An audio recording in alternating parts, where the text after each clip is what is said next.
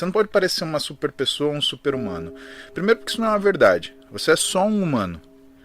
Segundo porque, se você incomoda com excesso de regra ou tabu ou recomendação, você não atinge que é o teu objetivo principal. O que é o meu objetivo principal? Assim como o médico, né? Trazer bem-estar para as pessoas, seja físico, seja mental também. Você se transformou numa referência porque os números estão aí para provar. Qual é o segredo por trás disso? Como é que você conseguiu personalizar tanta autoridade? Não é segredo, Ivan, é consistência. É a coisa mais difícil de fazer no mundo. É você realmente entender o que é ter fé. Fé é você realizar cegamente, porque você não tem provas de que aquilo vai funcionar. Eu tinha uma chance. Eu não sou o primeiro médico da família, mas eu sou o único médico da família. Uma prima minha, um pouco mais velha que eu, ela começou a fazer medicina, fez anestesiologia, mas infelizmente ela faleceu de um câncer de mama agressivíssimo, ela não tinha 40 anos de idade. E foi pra mim uma coisa assustadora, porque por 3 anos eu não encontrei com ela na faculdade de medicina. Eu podia ter encontrado com ela dando aula pra mim como anestesista, né, na faculdade de medicina. E por 3 anos isso não aconteceu. Foi uma coisa muito assustadora. O fato de eu ser o único médico da família significa que eu nunca tive suporte, apoio sempre. Ah, você quer fazer medicina? Né, disse meu pai. Então, o que precisa? Vamos lá, vamos fazer. Eu não consigo te pagar uma faculdade, mas o que precisar do resto, eu tô contigo. Né? Minha mãe, você quer fazer medicina? Você tem que sair de Marília, você tem que ir para outra cidade. Não tem importância. Eu tô aqui, eu tô bem, segura a onda. E como eu não tinha suporte, mas eu tinha apoio, eu decidi que eu tinha que ser aquilo que eu de fato era. Eu não tinha como criar uma persona, Ivan. Minha avó falava pra mim que você mente pra muita gente pouco tempo, você mente pra pouca gente muito tempo, mas você não engana todo mundo o tempo todo. E não dá pra você criar uma persona e sustentar ela, porque aquilo vai te pesar um dia. Eventualmente aquilo vai te pesar, aquilo vai te entristecer, né? E eu já tinha tantas dificuldades que tinham que ser resolvidas, que instintivamente, intuitivamente, eu resolvia na minha vida não criar mais dificuldades. Não criar inimigos, não criar inimizades. Ah, você quer que eu te peça desculpa? Não tem problema. Desculpa, ponto final, vamos seguir adiante. Ah, você quer isso? Toma, não tem problema. A única coisa que eu nunca entreguei foi a minha identidade. E eu nunca deixei as pessoas mexerem com isso. Isso não. Aí é diferente. Quando uma pessoa te rotula e quer te transformar em alguma coisa, isso eu reagia. E eu reagia muito fortemente, muito vigorosamente. Porém, dentro de todas essas escolhas e para ser coerente, o que eu também tinha que saber? Que eu não ia ser o sujeito que ia ficar milionário, eu não ia de uma hora para outra, né, chegar em casa e viver uma vida de extremo luxo e conforto. Eu tive colega de faculdade, por exemplo, que ele passou na faculdade e ganhou de presente do pai um Porsche novo, né? E que ele ficou ansioso para pegar o carro, ele pegou o carro na concessionária antes de sair o seguro, e aí ele foi roubado e perdeu o carro no primeiro dia. O pai dele ficou tão bravo com ele que deu uma Courier 16 válvulas para ele novinho no dia seguinte, para ele aprender o que é dificuldade na vida. Eu andava de metrô e ônibus, né? Eu falava, nossa, que difícil a vida para alguns de nós, né? O que eu não critico em absolutamente. Hoje eu tenho condição, por exemplo, de dar um carro para minha filha, tá? E tem um grande amigo meu, né, que é o Maurice Brownstein. A gente estava discutindo no consultório outro dia e ele estava com uma dúvida se ele tinha que comprar um carro. Aí ele falou para mim assim, mas o que eu vou falar para o meu filho? Eu falei assim, Maurice, é o que eu vou falar para minha filha, que isso não vale nada. Porque se você cria essa ideologia sobre o que representa, que isso está errado, teu filho vai dar um valor para isso que ele não tem. Então a minha filha olha para um carro assim, é só um carro. E isso me dá segurança porque ela nunca será comprada por um carro, por esse bem material, aquilo. Porque o que a gente mostra em casa são que as verdadeiras riquezas são os valores que a gente tem. Perfeito. De respeito, de coleguismo, de compaixão, de empatia. São essas coisas que valem a pena.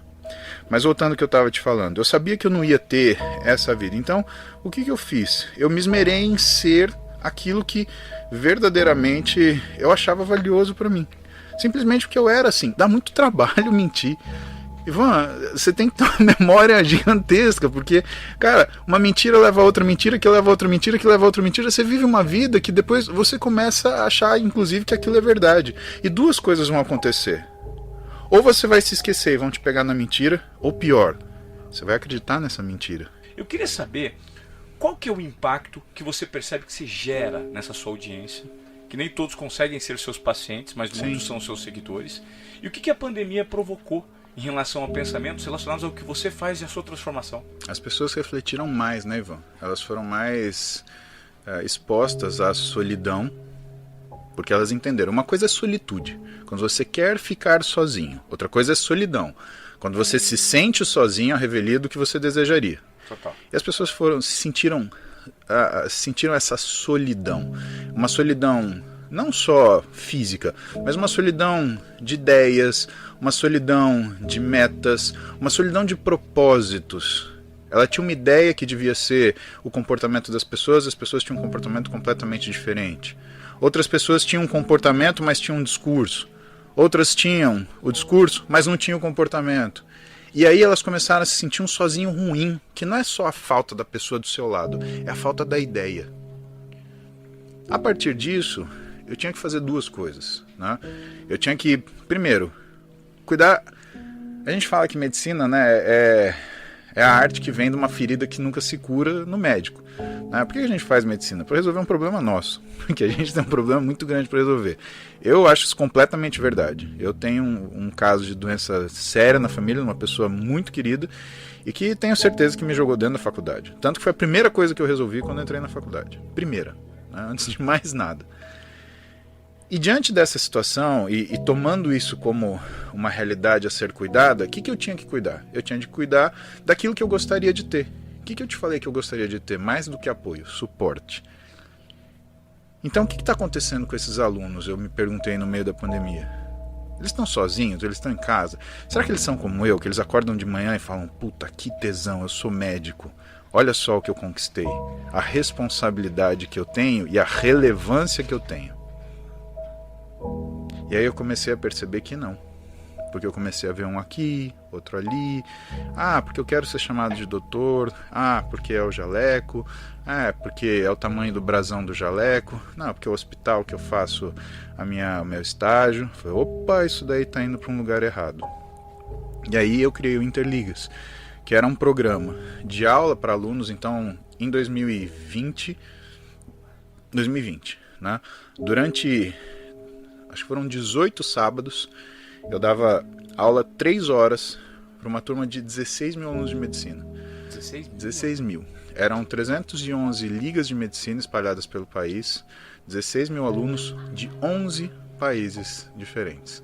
E tudo isso começou de uma conversa com um aluno, com um paciente que se tornou meu aluno, que hoje eu não sei mais se ele é paciente, se é aluno, se é uma pessoa da minha família, se é meu companheiro, que é o Ulisses, que hoje ele se forma. Ainda à noite eu vou sair da cirurgia, eu estou indo para o jantar de formatura dele. Né, mas foi um cara que virou para mim e falou assim: doutor, porque ele tem esse hábito, né? Por mais que eu fale para todo mundo me chamar pelo primeiro nome, ele me chama de doutor. Falou: doutor, vamos fazer. Nós precisamos e queremos. E aí a gente saiu de uma liga que queria que eu fizesse uma aula para eles, para esse número absurdo. De 16 né? mil alunos, cara. Exatamente. Todos médicos. Todos médicos. Você tá olhando o Instagram hoje, tá? 2 milhões de seguidores. Mas, cara, eu comecei nos anos 2000 escrevendo um blog que chamava Performance com Saúde. Aí veio o Orkut. Escrevia no Orkut. Aí veio o Facebook. Entregando conteúdo. Dividindo com as pessoas as coisas. Aí veio o Facebook. Aí veio Instagram. Aí veio TikTok. Tá bom. TikTok eu não consigo entregar conteúdo médico, mas eu entrego conteúdo de comportamento. Por quê? Porque eu percebo que a sociedade, de alguma forma, ela também está doente do ponto de vista de comportamento. As pessoas estão confusas, Ivan. O pessoal não sabe usar isso aí ainda direito. Não. Esse espelho preto que fica na nossa frente a maior parte do tempo, ele é uma ferramenta maravilhosa, mas ela tem sido usada de uma forma muito errada. Tem os efeitos colaterais também, porque a quantidade de conteúdo, se não tiver uma curadoria para você consumir o que de fato te faz bem, e aquela velha ação, aquele velho comportamento do ser humano, nós estamos sempre nos comparando. Como a gente tem essa mania de comparação, né? Isso se transformou. Se você está mal, quando você abre o Instagram, a possibilidade de o feed te entregar um panorama para você ficar ainda pior com certeza. E se você está bem, você vai sempre encontrar alguém melhor que você ali também. Você quer fazer vamos fazer um paralelo. Vamos pegar Mundo Geek. Você assistiu O Senhor dos Anéis? Sim. Pra mim foi uma coisa que, quando eu assisti Senhor dos Anéis, eu enxerguei um monte de coisa. Falei, nossa, que impressionante. Porque eu consigo entrar no filme assim, eu vivo aquela experiência, né? Eu amo cinema. E aí, o que eu percebi? Quando eu olhava, por exemplo, pro Frodo, segurando o anel, olhava pro Gollum, que era um hobbit e que se modificou completamente, e aí olhava pro Sam, que era um hobbit sem o anel e sem a perspectiva de poder. O que eu percebia? Eu percebia que, na verdade, o Sam, ele era um cara que estava sendo confrontado com um poder que podia corrompê-lo. E por outro lado, ele olhava para o Sam, que era a base dele, para falar assim, poxa, como que eu sou? E quem é o poder? Como qualquer ferramenta que a gente tem, tudo que te dá muito poder também te enfraquece. Porque você costuma usar aquilo. E quanta gente ficou fraca por conta disso? O que eu percebi na pandemia aí, e que, assim, se refletiu no consultório, e que eu acho que é uma... Desculpa, eu só conseguia responder isso para você se a gente tivesse esse background, né? As pessoas usaram isso, que é uma grande ferramenta, para manter a comunicação, para manter o contato, para manter a troca de coisas boas, para fazer o contrário. Eu tenho poder de machucar o outro. Então eu vou ser um hater. Eu vou criar uma conta fantasma. Eu vou falar mal dos fulano. Eu vou plantar notícia falsa. Eu vou criar toda uma discussão social em torno das opiniões que são minhas e vou fazer com que isso seja mais importante do que coisas reais. A primeira coisa que eu falo, você tem que analisar a situação que você vive. Você está se sentindo mal? Você está chateado com você? Você acha que tua vida ela tá ruim do jeito que tá? Então, para pensar. Antes de você tomar qualquer atitude, para pensar. Primeira coisa que a gente faz é reconhecer aquilo que está chateando a gente. Porque você não pode lutar contra tudo. Uma vez que você reconhecer, aceitar que aquilo está te chateando. Porque às vezes é uma coisa valiosa para você. Sim. Tipo, eu gosto de ser solteiro. Mas se aquilo está te chateando, que valor aquilo tem? Terceira, investigar. Por que eu quero ser assim? E no final, não identificar-se. Porque você tem que entender que você não é assim. Você está assim. Isso vale para se você é obeso, até para se você está doente. Você está doente, você não é um doente. Você está obeso, você não é obeso. Você pode a qualquer momento começar um processo. E outra, não entenda que o processo é uma obrigação de sucesso. O processo é uma tentativa.